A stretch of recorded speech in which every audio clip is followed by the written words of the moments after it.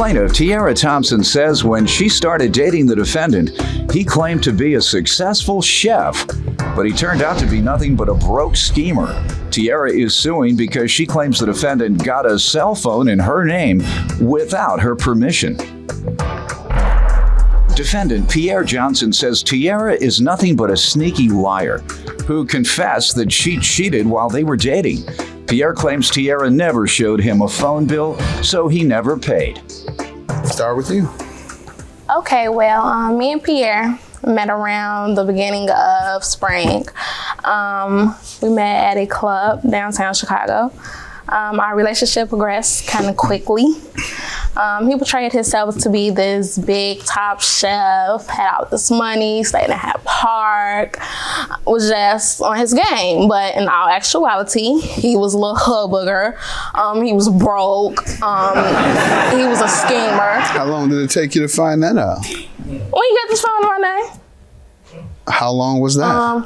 I found out in July. Okay, so it took you that long to find out he was all of that? Where'd you say he said he was? A chef? Yeah. You didn't perhaps go to his restaurant to get a bite to eat? No, we actually used to work together. That's how I know he can't cook, like no flavor whatsoever. So he was a chef? Yeah, he is. All right, good enough. Let me get to him. Sir, Okay. why don't you give me some background? All right, I met Tiara like in February. We met, she was pretty much really cool, collective, whatever you want to call it. Come to find out, the whole time she was just sneaky and everything like that. She was a cheater, a liar. She lied clearly about everything. Like, she was insecure. Everything I did, I could not leave a room. How do you know she was a cheater? You called her cheating or something? Yeah, I did. I actually did catch her cheating. She pretty much blamed me for everything. So it made me start to assume that she was doing something. So after a matter of time, we began to end. I asked Tiara one day, like, all right, we're gonna play a quick little honest game. You be honest with me, I'm gonna be honest with you. Neither one of us can get mad about anything. I asked her, have you ever cheated on me? She said, well, technically, no. I said, what's technical about cheating, Tiara? Well, we really wasn't together, but wait, no, we weren't together. That's how she pretty much went with it. So I'm like, so you cheated? And she said, yeah, with my friend. Well, with her friend. And I said, oh, okay. But it only happened one time, is what she said. But what's the odds of that?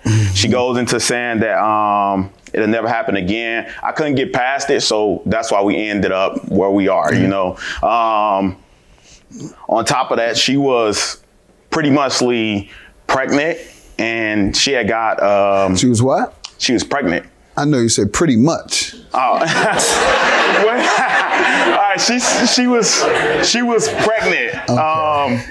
When you met her? No. He portrayed himself to be this big top chef, had all this money, stayed in a Hat Park, was just on his game. But in all actuality, he was a little hubbugger. He was broke. He was a schemer. What did you say he said he was? A chef? Yeah. You didn't perhaps go to his restaurant to get a bite to eat? Plaintiff Tiara Thompson dated the defendant, and she claims he's nothing but a broke schemer who lied about being a successful chef. You impregnated her? Well, I mean, that's what she say. I mean, Boy, what's the odds of that, too? Yeah. Did you go and have it checked? Okay.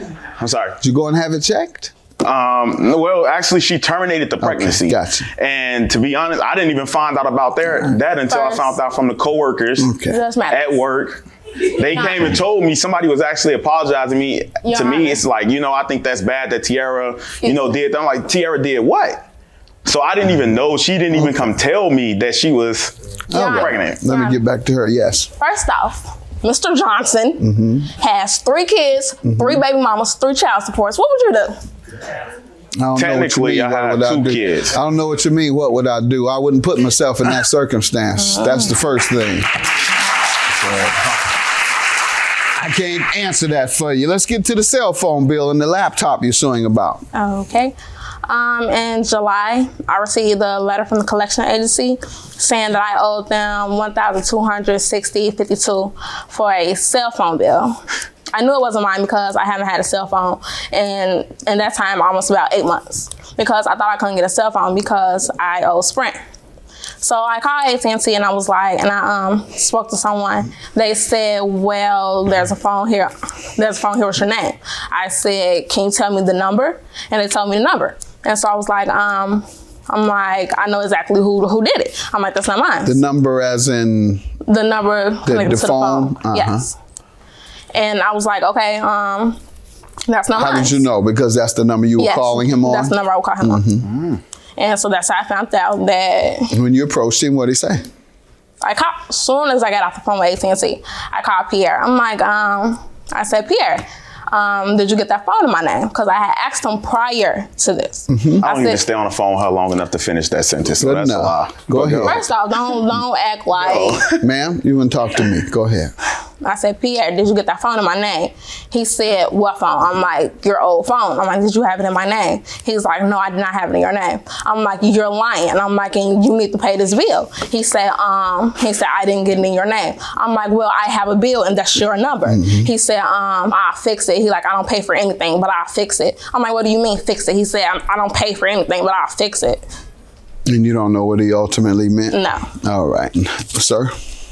When she pretty much asked me about this phone bill, Yana, I think I told her I need to see it, let me see it, show me some proof or something, because everything she do is about money and drama, you know. No matter what it is, she at work, she create drama with that. Not no matter what it is, this bill, the phone. Let's talk about this drama. She was supposed to bring this bill that exists somewhere. She never did.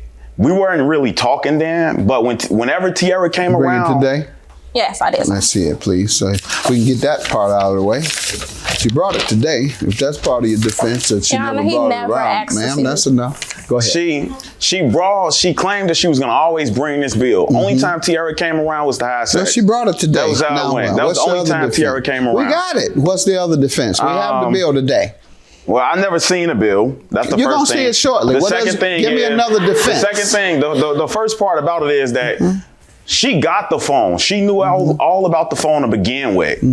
Now she don't know about it. Okay. So why is it that you were asking her about it? You remember you just led off your testimony. No, when she called me, heard about this, now you're telling me you knew all along. So which one was it? You asked her questions under the assumption that you didn't know or you already knew? No, I'm telling you. I know what you told me. I'm telling you what you told me. Let's get to the laptop. Be quiet. Let's get to the laptop. How does he owe you for a laptop? Okay, well, me and the defendant worked together at Concord Place. And Concord Place is all the way in North Lake. It's extremely far from Dalton. So I had sent my son to Alabama with his father. And the month that he was gone, I stayed at the defendant's house. I brought my computer with me because I'm in school and I need to do my work. And so I brought my computer, and in the midst of us breaking up or as our relationship fell off, I wasn't over there as much. And so I would ask him for my computer, and he always just try to blow it off. Like I'm not at home or I'm at work or you got to catch me when I'm not working. And then he told me he wasn't giving it back. What school are you going to? South Suburban, but next January I would be attending USC. Okay. What's your objective in terms of a career? Nursing. Okay. Mr. Johnson has 3 kids, 3 baby mamas, 3 child supports. What would you do? Technically, I have 2 kids. I don't know what you mean. What would I do? I wouldn't put myself in that circumstance. That's the first thing. Plaintiff Tiara Thompson dated the defendant, and she claims he's nothing but a broke schemer who lied about being a successful chef. So when you approached him about it, what did he say? He said he wasn't going to give it back. Okay. All right. I don't know what he said. I got a text message. Okay. All right. Sir? What do you want to say about the computer? Anytime that Tiara asked me for this computer, I told her she could come get it. Tiara's been over my house. Well, she was over my house with this computer over several times. I moved from one place to the next. She left her computer, which is true. But I moved from one place to the next. Tiara came over. Listen to this sucker statement. And why can't I get my computer? Because it's the only connect to the woman I love. You sucker. Judgment for the plaintiff. I ain't got no beef. I'm cool with Mr. Johnson? Man, she gonna be what she gonna be regardless, you know? What am I? A strike. Really? So you want to stunt? I'm done, man.